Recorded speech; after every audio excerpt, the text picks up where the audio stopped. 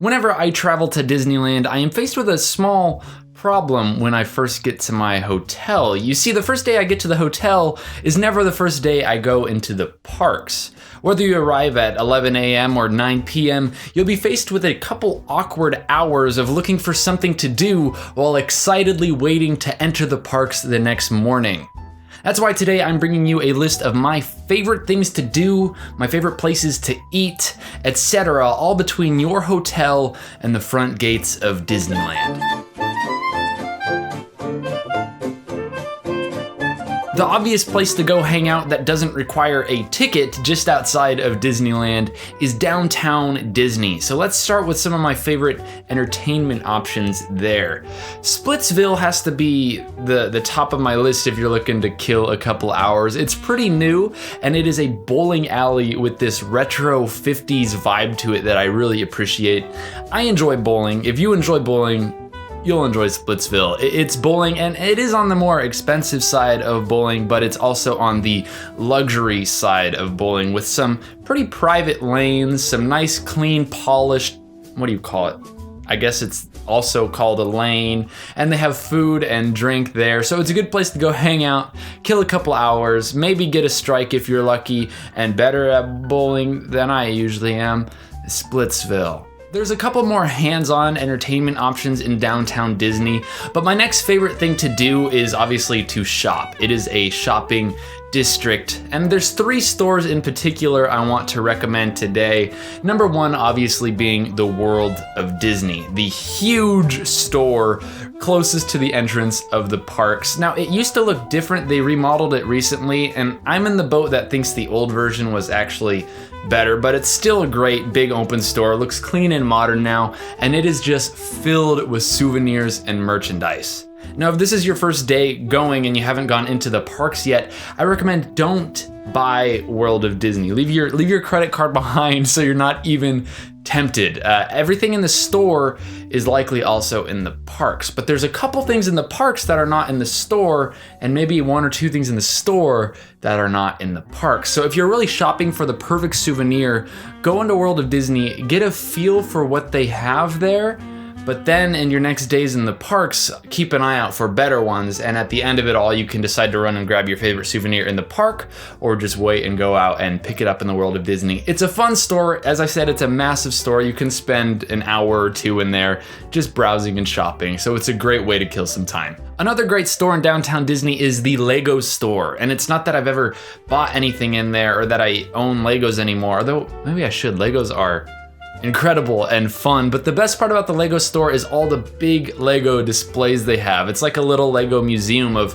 giant Lego creations that are just a blast to look at. So it's, maybe not as much time spent in there as World of Disney, but it is fun to poke your head in and look around a little bit before moving on to the next place. And the third store I recommend in downtown Disney, although I guess it's not necessarily a store, is the Wonderground Art Gallery. And it is that. It's an art gallery, but everything is for sale. You can buy these art pieces.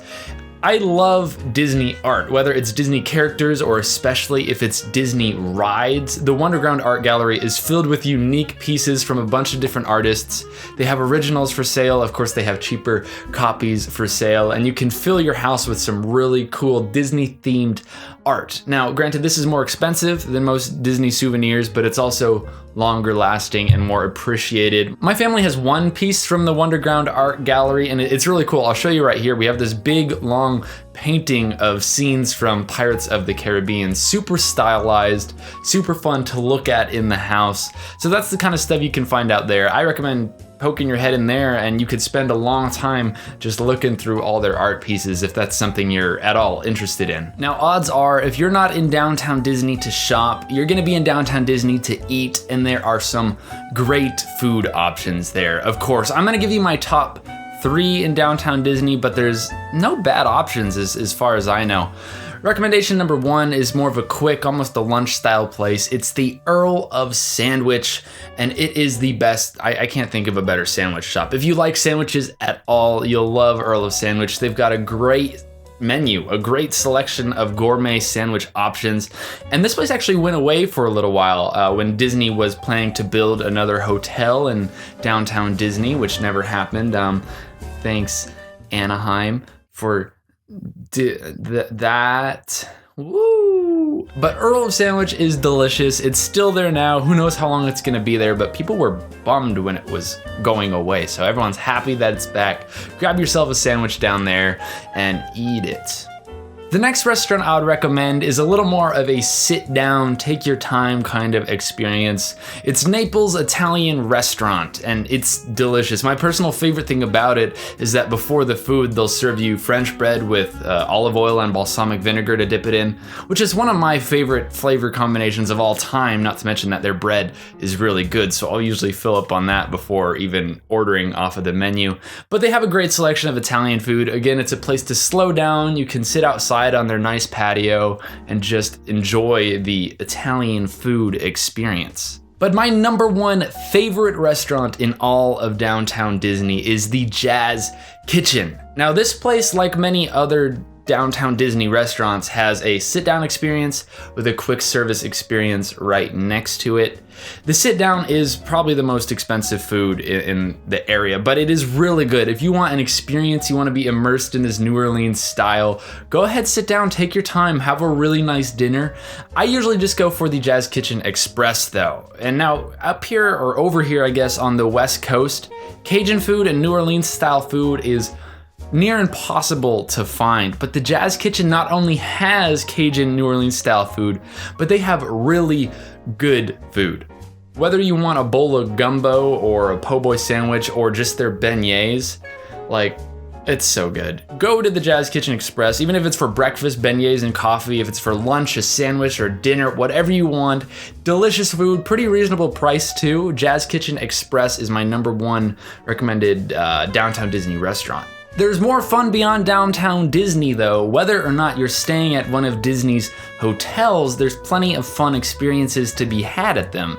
If you are staying at the hotels, my obvious recommendation is to use the pool. That first afternoon and evening when you get there is the time to use your hotel's pool that you're paying so much money for. Lots of times in the middle of the day or towards the evening when everyone's still in the parks, the pools are empty. They're luxury pools, whether you're at the Disney Hotel or Grand Californian. Even the Paradise Pier Hotel has quite a nice pool. So dive in if you like to swim. It's super fun. I don't normally stay at the Disney-owned hotels, so I don't normally get to go in their pools, but even then, it's fun to explore the hotels. Just head on out there, explore the lobbies, the gift shops, look around at the pools. There's plenty of nice scenery, and if you just like to take a stroll, the hotels are beautiful to just walk around and check out. So I recommend heading on over to the hotels. Like I said, whether or not you're actually staying at one of the hotels, there are things you're able to do there. One of those things that's open to everyone is, of course, eating, and there are some great restaurants. Each hotel has more of a sit-down restaurant and more of a quick service restaurant, I believe.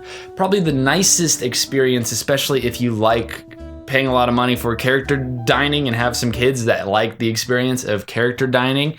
Goofy's Kitchen at the Disneyland Hotel is the best character dining you're gonna get, and some really good food too there. But you're gonna probably need a reservation, so plan ahead, book a reservation. Whether you do it for breakfast or for dinner, you can get a nice character dining experience over at Goofy's Kitchen.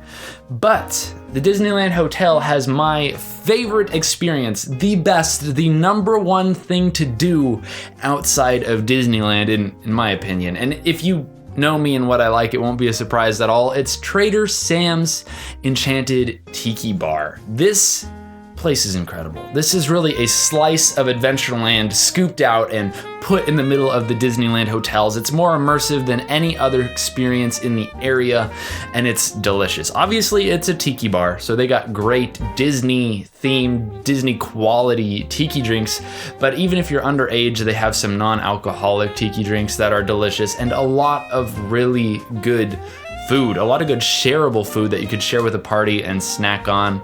Have a drink, have a snack, but more than that is the atmosphere. This is Tiki Bar taken to the next level. This is Tiki Room atmosphere taken to the next level. Lots of artifacts, lots of things to look at, little trinkets and gizmos with stories behind them. There's a drawing of a map of the Temple of the Forbidden Eye, lots of references to different Disney parks and Disney rides and things, and it's really incredible. And maybe the best part about it is that there's special effects in the Tiki Bar. There's a couple of drinks that when you order them will trigger some sort of special effect. When you order the Krakatoa, a volcano erupts outside the window and the lights turn red and a siren goes off.